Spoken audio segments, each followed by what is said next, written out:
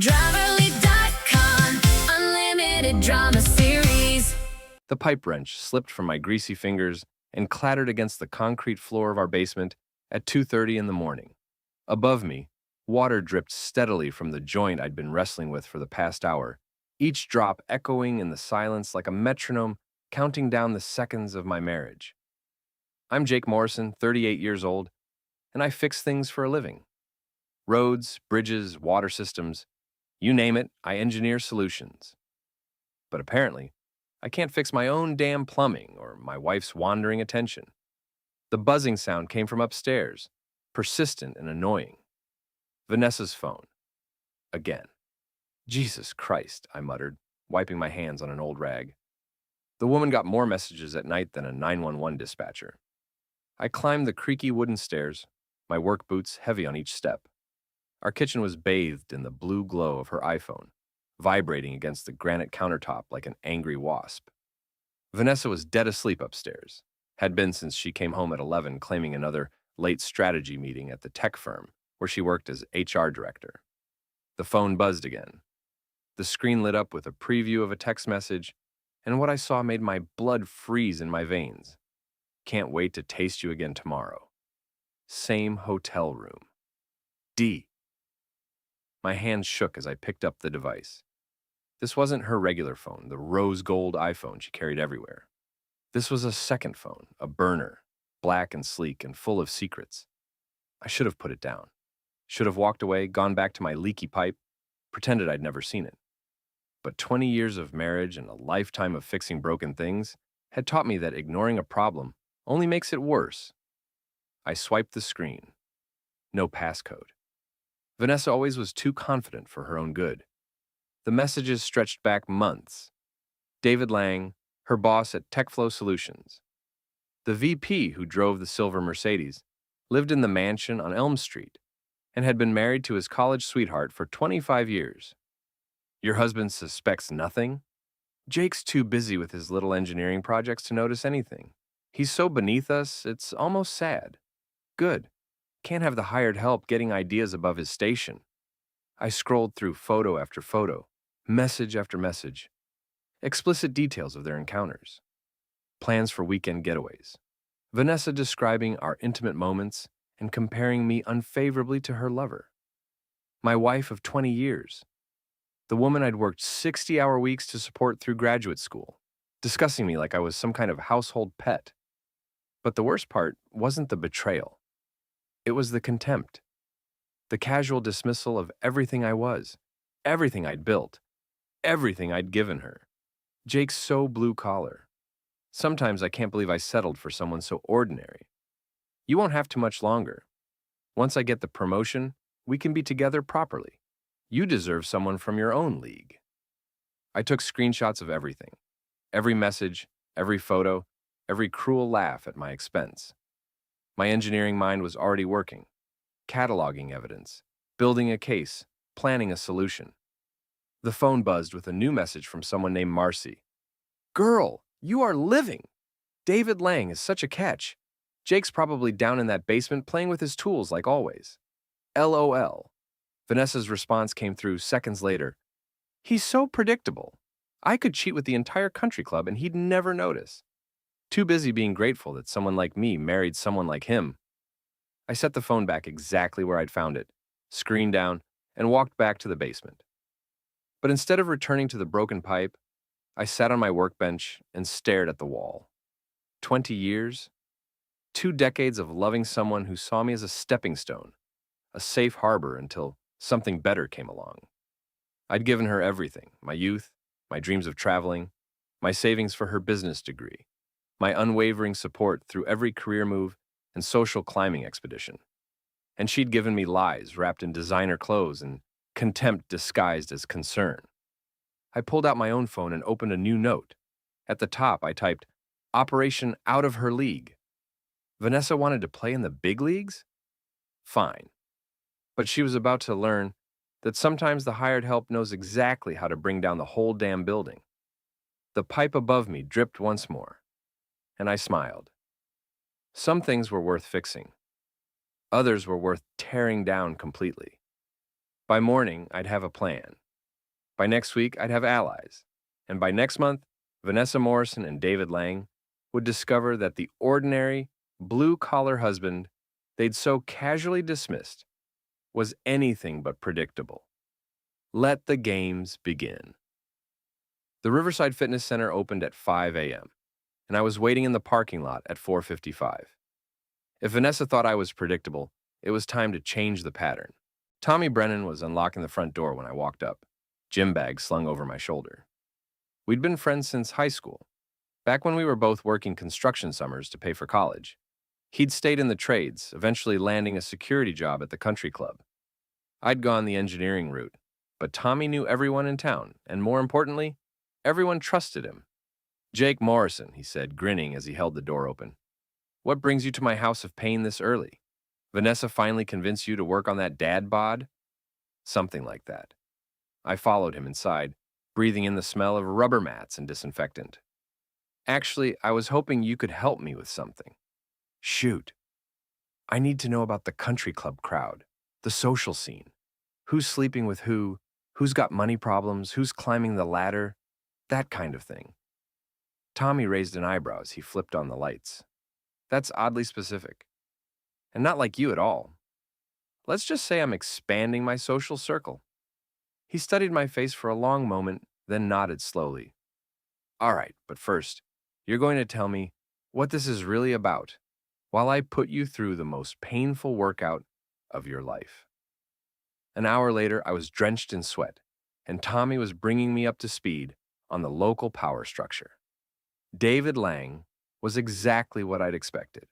Old money family, Ivy League education, the kind of guy who'd never worked a real job in his life, but somehow ended up running other people's companies. "He's got enemies," Tommy said as I struggled through my third set of bench presses.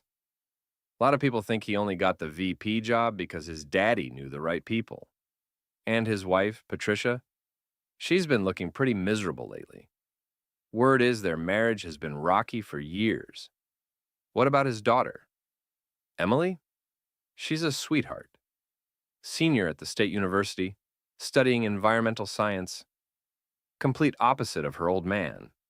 Actually cares about people. Volunteers at the animal shelter. That kind of thing."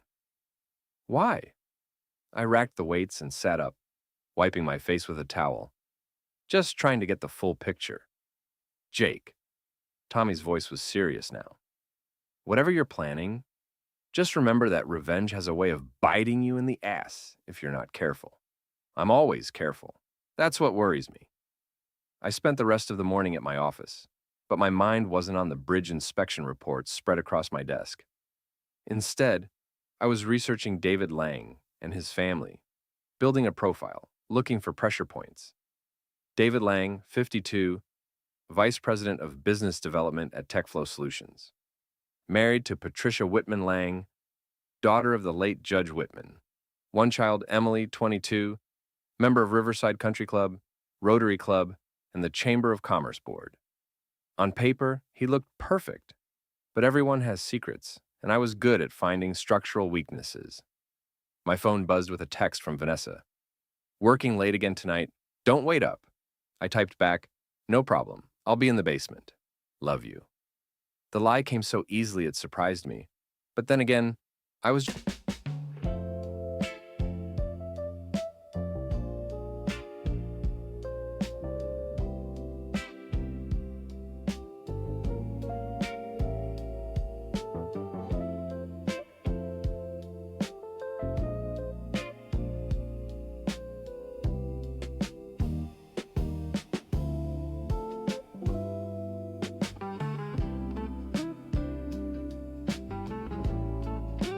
just learning to speak her language. At lunch, I drove to TechFlow Solutions and parked across the street. The building was all glass and steel, the kind of place designed to intimidate. I watched employees come and go, noting the parking hierarchy, the social clusters, the body language that revealed office politics. At 12:30, David Lang emerged from the main entrance with two other executives heading for his Mercedes. Tall, silver-haired, wearing a suit that probably cost more than my monthly mortgage payment. He moved with the casual arrogance of someone who'd never been told no. 10 minutes later, Vanessa appeared, walking with a group of women toward a different restaurant. She looked radiant, laughing at something one of her companions said. I recognized one of them from her social media posts, Marcy Chen, her best friend and biggest enabler. They had no idea I was watching, no idea their carefully constructed facade was about to come crashing down. That evening, I made dinner and waited. Vanessa came home at 10:15, claiming exhaustion from a brutal day of performance reviews. How was your day? She asked, barely looking up from her phone as she picked at the salmon I'd prepared. Same as always. Fixed some things, broke some others. She laughed, but it was distracted, perfunctory. That's my Jake. Always working with your hands. The condescension in her voice was so casual, so automatic, that I almost admired the artistry of it. 20 years of subtle put-downs, delivered with a smile and a pat on the head. Actually, I was thinking of joining the country club, I said. That got her attention. She looked up, fork suspended halfway to her mouth. The country club? Jake, it's very expensive. And the social requirements? What social requirements? Well, you have to be sponsored by existing members, and there's a whole process. Background checks, interviews, it's not really. She trailed off, searching for a diplomatic way to say I wasn't good enough. Not really what? It's just a very exclusive place. The kind of place where you need to fit in with a certain crowd. You mean David Lang's crowd? Her face went pale. For just a moment, the mask slipped, and I saw genuine fear in her eyes. Then she recovered, forcing a laugh. I don't know what you mean. David's just my boss. Right, just your boss. I let the silence stretch between us, watching her squirm.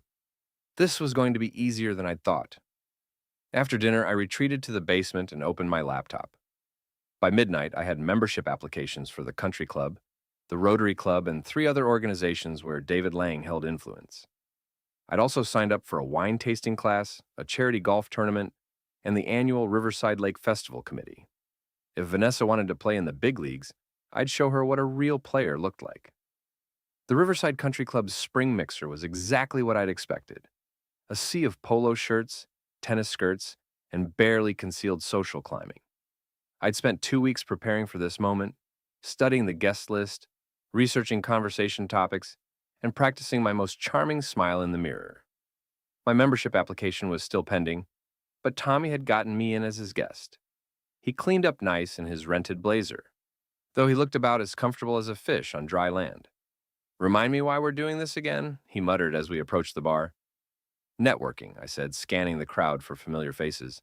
You never know when you might need friends in high places.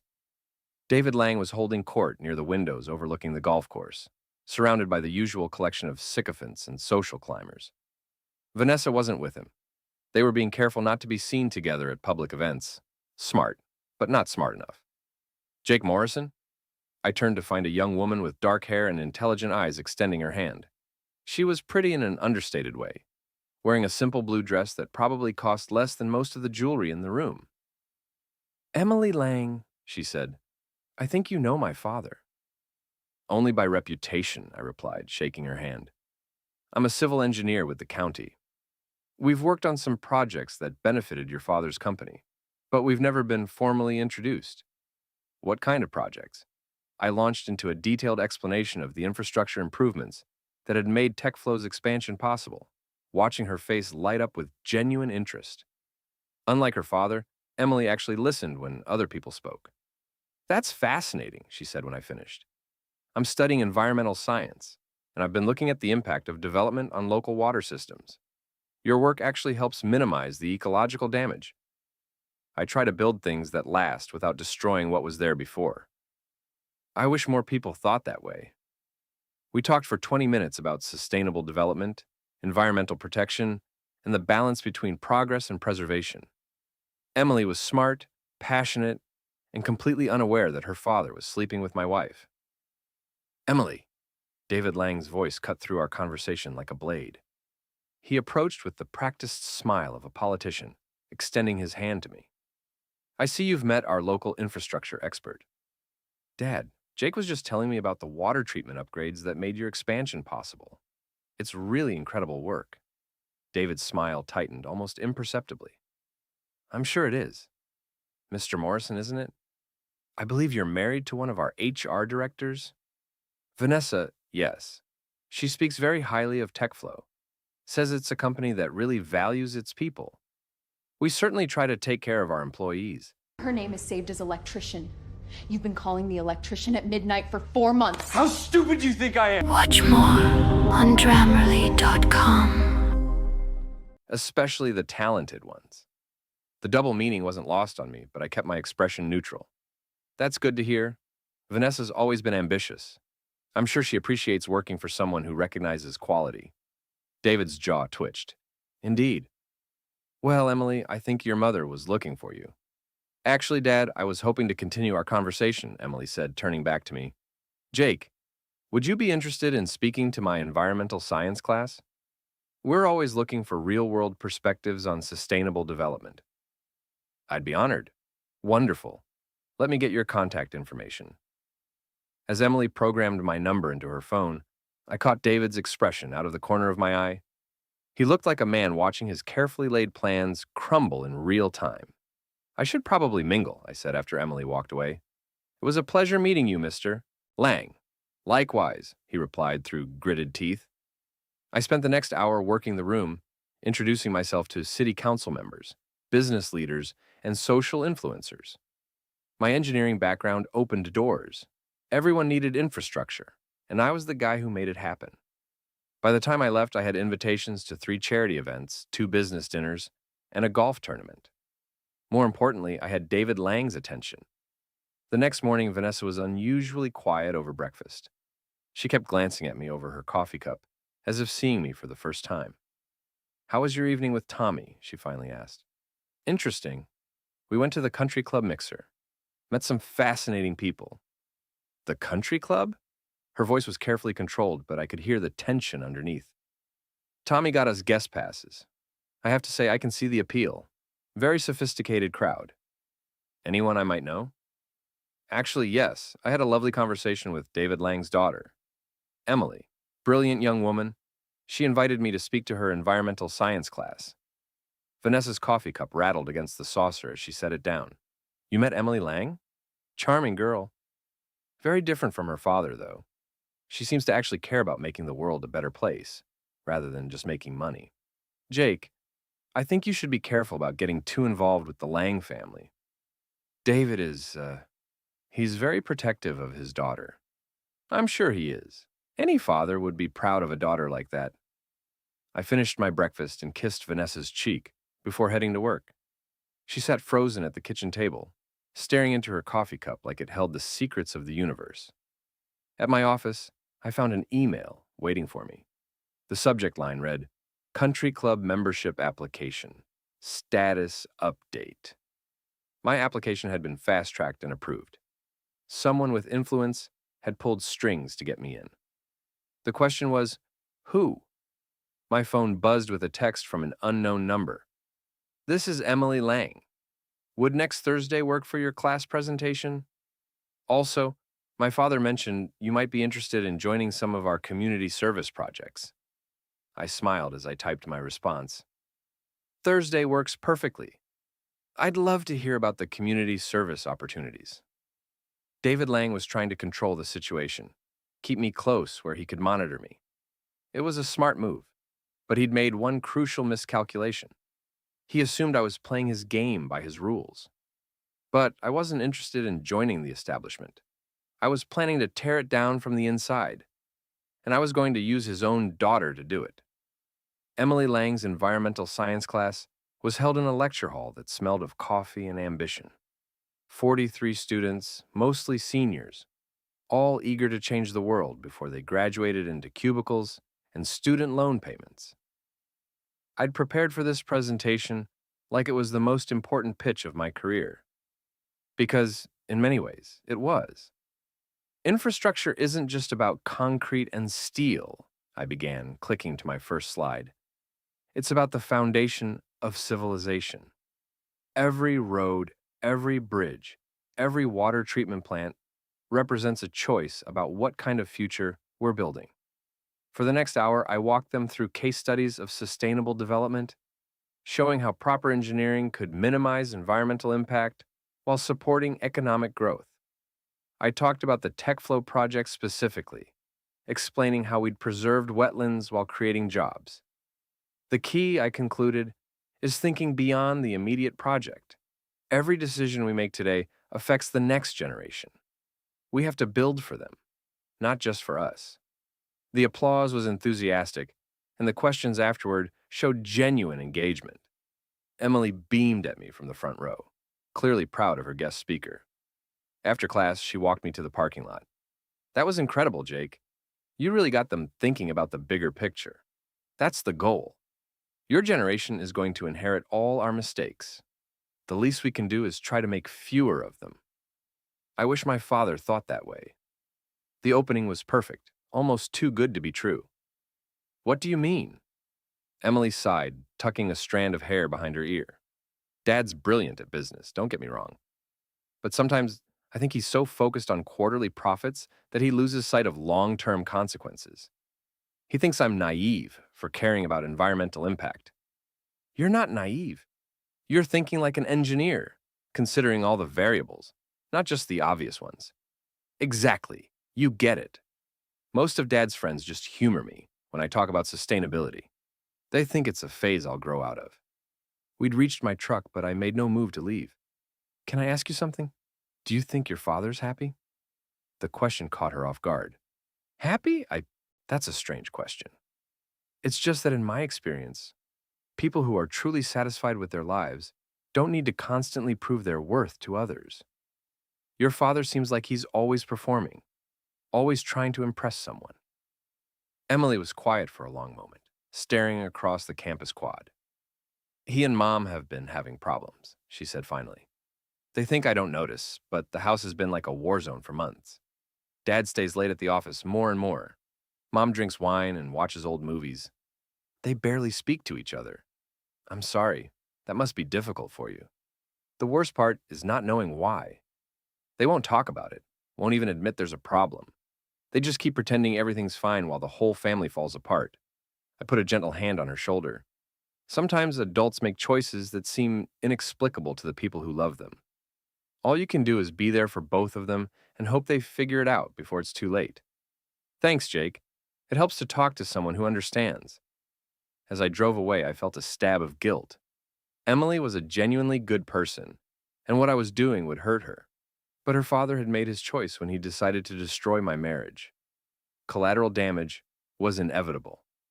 That evening, I found Vanessa pacing in our living room, her phone pressed to her ear. I don't care what your strategy is, she was saying. This is getting out of hand. No, I can't just tell him to back off. That would raise questions I can't answer. Fine. But if this blows up, it's on you. She ended the call and spun around, startling when she saw me in the doorway. Jake, I didn't hear you come in. Work call? Just some HR drama. You know how it is? Actually, I don't, but I'm learning. Her eyes narrowed. What's that supposed to mean? Nothing. Just that I'm starting to pay more attention to the politics of business. It's fascinating how much happens behind the scenes. Jake, about this thing with the Lang family. You mean my friendship with Emily? She's a remarkable young woman. Very mature for her age. We had a long talk about family dynamics today. Vanessa went pale. What kind of talk? She's worried about her parents' marriage. Apparently, there's trouble in paradise.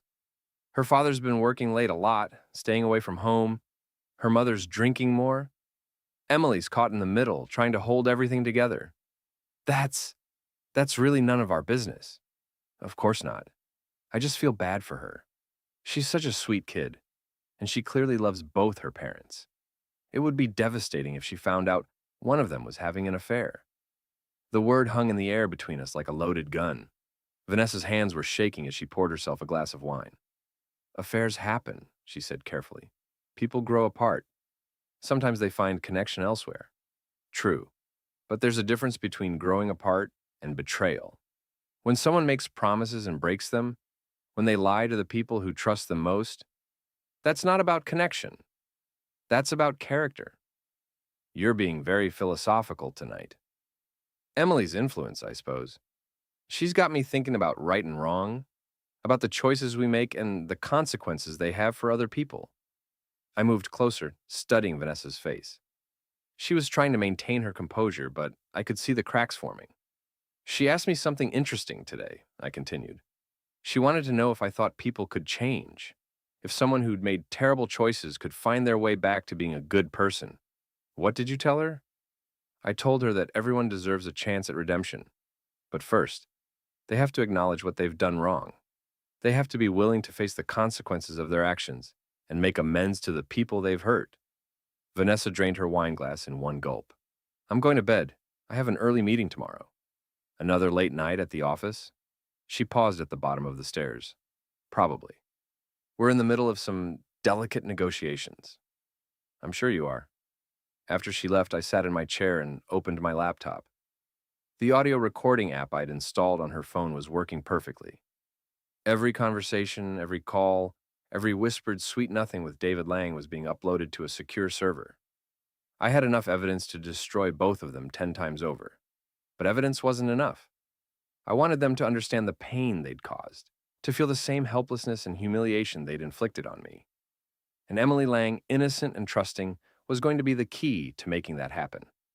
The Riverside Lake Festival was the social event of the season, a weekend-long celebration that brought together everyone who mattered in our small city.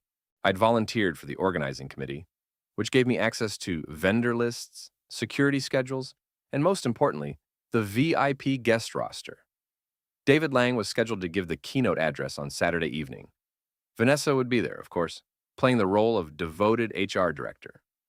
And Emily had agreed to help me run the environmental awareness booth, complete with displays about sustainable development and water conservation. It was going to be a perfect family reunion. I arrived early Saturday morning to set up, wearing my best casual shirt and the confident smile I'd been practicing. The booth looked professional. Banner displays, informational pamphlets, and a tablet showing before and after photos of my infrastructure projects. Emily appeared at 9 sharp, carrying coffee and looking excited about the day ahead. This looks amazing, Jake. You really went all out. I figured if we're going to educate people about environmental responsibility, we should look like we know what we're talking about. We worked together for the next few hours, talking to festival goers about sustainable development and responsible resource management. Emily was a natural, passionate, and articulate without being preachy. Several people asked for her contact information, impressed by her knowledge and enthusiasm. At noon, I spotted Vanessa across the festival grounds, working the TechFlow corporate booth with practiced efficiency. She looked beautiful in her sundress and designer sunglasses, every inch the successful professional woman. No one would guess she was living a double life. Is that your wife? Emily asked, following my gaze. That's Vanessa.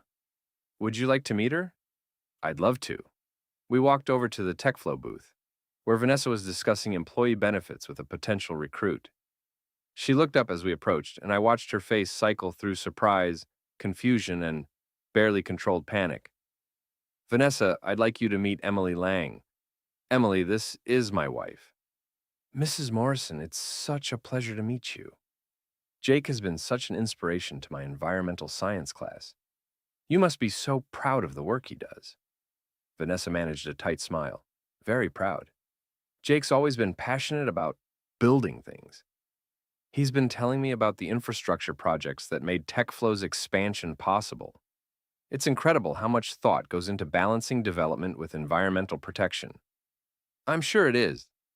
Jake's very thorough. The conversation continued for several awkward minutes, with Emily praising my work and Vanessa struggling to maintain her composure. I watched my wife realize that I'd formed a relationship with David Lang's daughter, that I was no longer the predictable, controllable husband she thought she knew.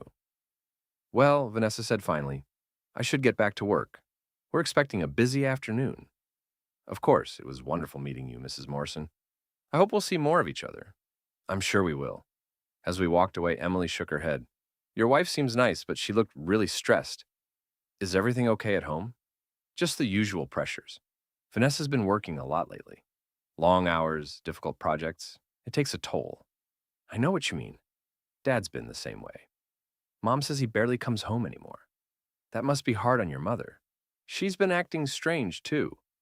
Secretive phone calls, mysterious errands. Sometimes I wonder if they're both having affairs. I stopped walking.